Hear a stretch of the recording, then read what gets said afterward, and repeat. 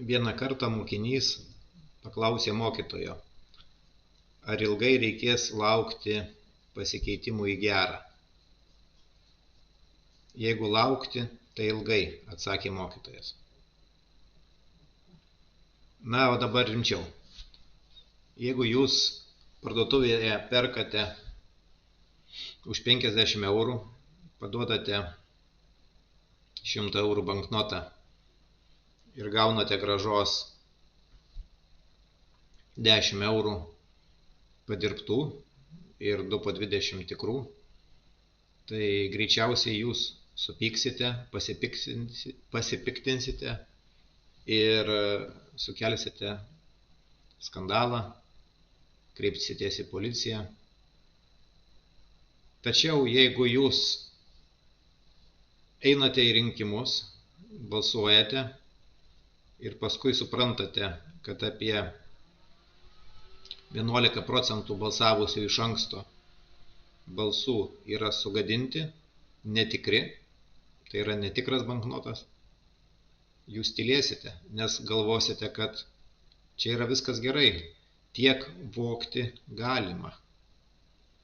Kai vogiama iš jūsų kišenės, jūs piktinatės, o kai vogiama jūsų valstybė, jūsų gyvenimai, jūsų vaikų gyvenimai, anūkų gyvenimai, jūs tokio dydžio vagystę toleruojate.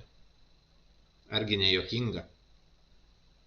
Taigi kreipiuosi į visus, ypač į opozicinius, arba taip save vadinančiais opozicinius žurnalistus ir visokius visuomenės veikėjus.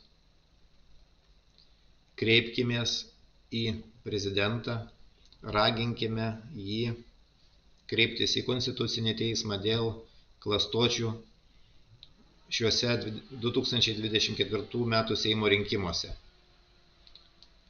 Dar yra laiko tą padaryti, todėl prašau visų pasirašyti peticiją, kuri yra patalpinta peticijos LT puslapyje. Ją galima rasti pavadinimu Neleisime pasisavinti Lietuvos.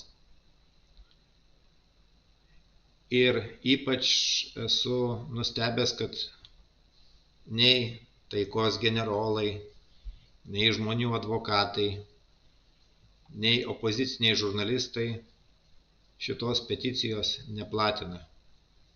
Tai jie irgi tokie patys kaip sistema. Pagalvokime apie tai.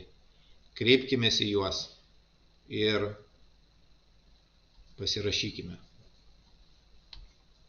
Netidėkime vėliau. Vėliau bus taip, kaip su šituo mokiniu ir mokytoju.